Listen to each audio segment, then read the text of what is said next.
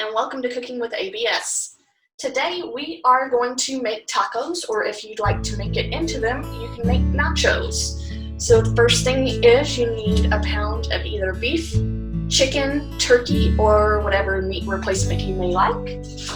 You can add in vegetables. I've got a can of diced tomatoes, a can of diced green chilies, a pack of taco seasoning.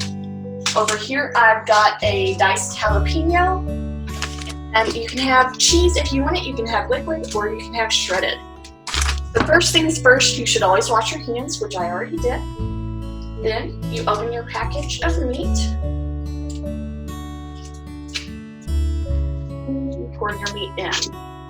If you happen to touch the meat or touch the packaging, make sure to wash your hands again. Once your meat is in the pan, turn the burner on. I usually turn it to about 8 or 9 and let the meat cook. It helps sometimes if you chop the meat up into smaller bits. It'll cook a little bit faster. I usually use a spatula. You can use a spoon or a fork or a knife.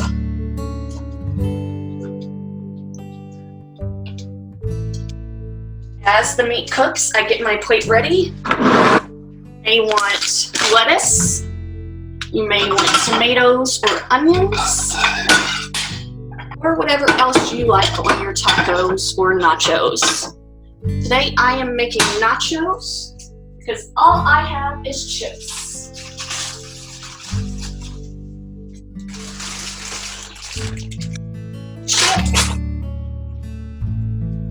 Good couple handfuls on the plate.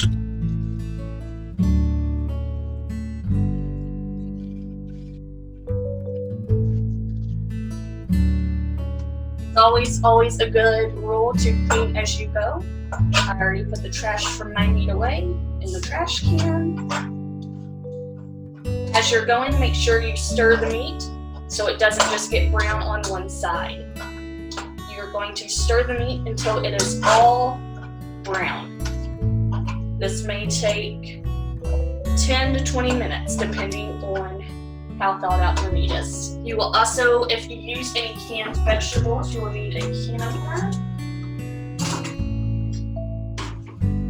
So I'm going to go ahead and open my can of tomatoes.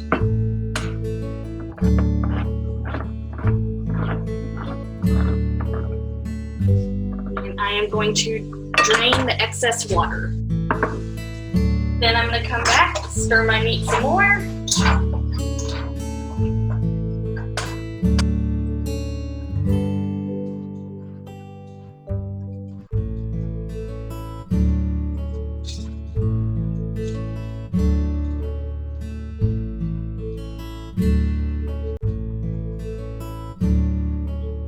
I like to make sure that my meat is chopped into fine bits, especially if I'm using beef or turkey. If I'm using chicken, I typically like to make sure it is shredded chicken. You can always grill steak and use those on tacos as nachos as well.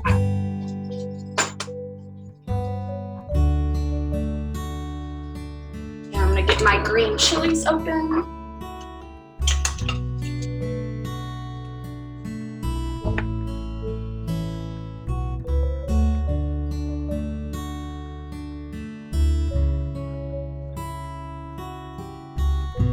Drain the water out of them.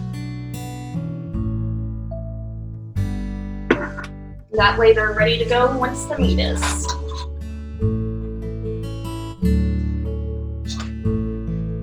You can also add salt or pepper to the meat, but I find the taco seasoning adds enough for me.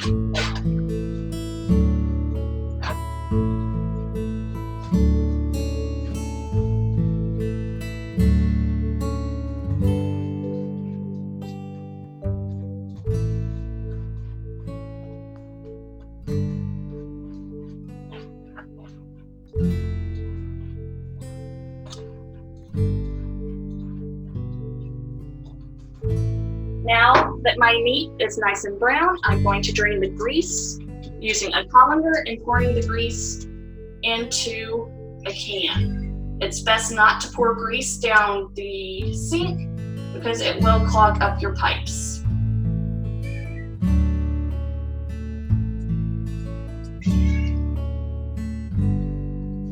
All right, once that is done, even my meat back out, and I toss in, and I turn down the heat on the meat so it doesn't get overcooked.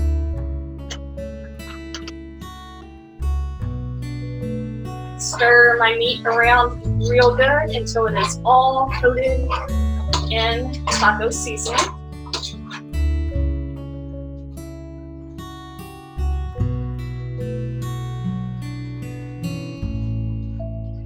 And I toss in, and you can either do this at the end while you're making your tacos or with your meat. I like to do it all with my meat. Toss in my tomatoes. Toss in my chilies. And I toss in my jalapeno. May have to use the spatula to get it all in there. And then I stir it all together.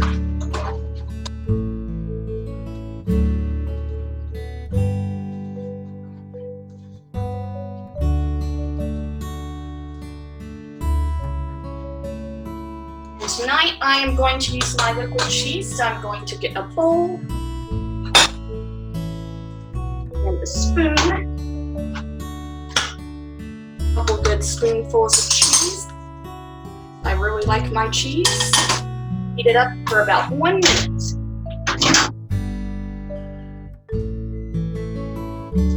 While that's going, I bring my plate over and I top my chips with a good helping of meat.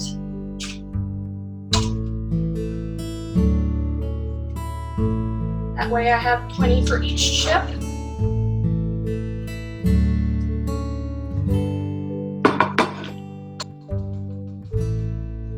Get out some Tupperware.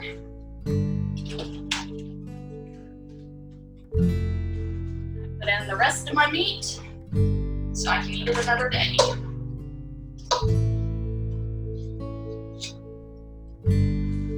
Move my pan to another burner so it can cool.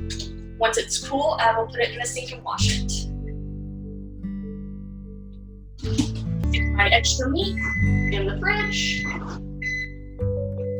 Get my cheese out of the microwave and dump it over my nachos. Put the bowl and the spoon in the sink to wash it later. And there you've got a good plate of nachos.